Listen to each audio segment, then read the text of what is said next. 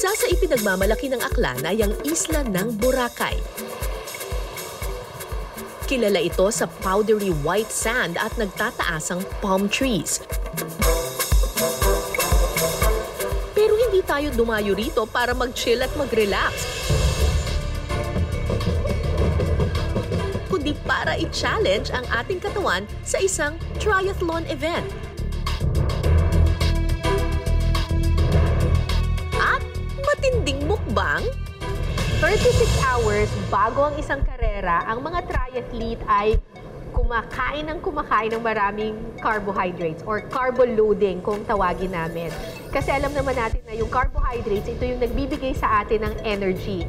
Bukas kapag kumarera kami, siguro mga 4 hours non-stop yan, swim, bike, and run.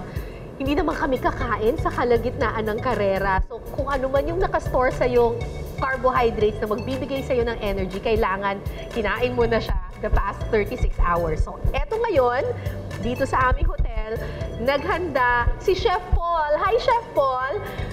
Ng ibang level na mukbang, carbo loading. Hi, Chef Paul! Ikaw ba ang nagluto nito? Yes. Okay. Ano ba itong hinanda mo? First dish kong prepare is, it's called our power breakfast. It's a complete set of meal. It's full of carbohydrates also. Oo. It has May hash browns, may bread, oo. baked beans. Oo. Grilled tomato. And then this one is our spaghetti bolognese. We all know na pasta is a good source of carbohydrate. Correct. This one is our Waffles. best combo na chicken and waffle. Ngayon ko lang nakita to na ang chicken pwedeng i-partner sa waffles. Perfect. Tapos may juices tayo dito. This is our watermelon, mango, and then cucumber. It's a healthy drink po. Okay, kakainin ko na to. Mukbang time.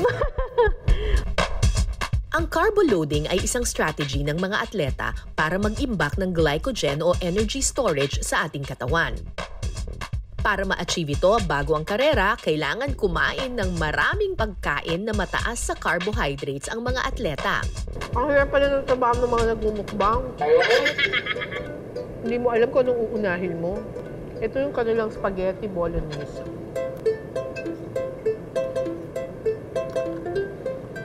Ay, ang sarap.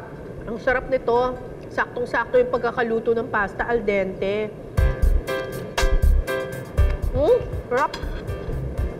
Ito naman daw yung kanilang garlic bread na may sampagita.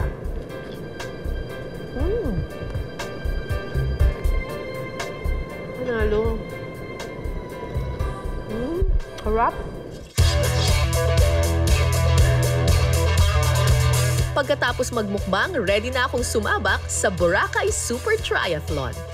Ang triathlon ay isang endurance multisport kung saan binubuo ito ng 3 magkakaibang laro.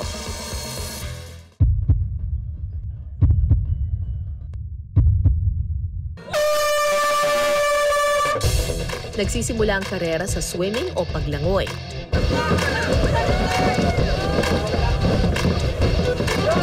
Excited akong mag-swimming kasi white sand siya. So, medyo kakaiba siya kumpara dun sa mga ibang dagat na nilalayuan namin. Susundan ng pagbibisikleta. Nung araw ng karera, nagulat na lang talaga kami lahat kasi bonggang-bonggang parusa talaga yung bike part. Ako pa naman, biker ako. So, my favorite part in a triathlon is usually the bike part. At panghuli ang running o pagtakbo. Hindi ko in-expect na pati ba naman yung takbuhan ay bundok na naman. Kasi hilly siya. Talagang ahon, ganun. Pati sa takbuhan, talagang ang hirap din. Last na ba ito, Iskala? Last na. Alright, last na. Tapos nung narinig ko yung announcer na last loop mo na yan, Cara, last loop mo na yan, talagang pagod na ako talaga nun. Oh, coming in, ladies and gentlemen, our celebrity athlete, we got Miss Cara David, and she is done. Ang hirap! Ang hirap!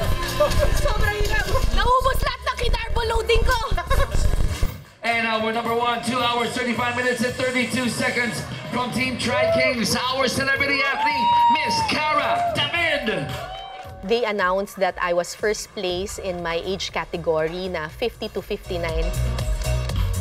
Yung mag-place ako doon sa age category na 50 to 59, hindi ko na masyadong ikinagulat yon kasi konti lang kasi talaga kaming kasali na 50-year-olds. Team Tri-Kings, the lovely Cara David.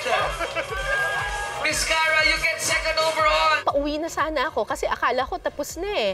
And then nagulat na lang ako na meron palang awards for overall, yung kumbaga lahat ng mga babae na nag-race in that category, yung super triathlon, nirank pala nila kung sino yung pinakamabilis. I was so shocked, talagang totally unexpected, nung tinawag nila yung pangalan ko that apparently among all the females who did the super triathlon, ako yung number 2, ako yung pangalawang pinakamabilis. Gulat na gulat ako kasi ako rin yung pangalawang pinakamatanda. Tapos, wow! Second place ako overall.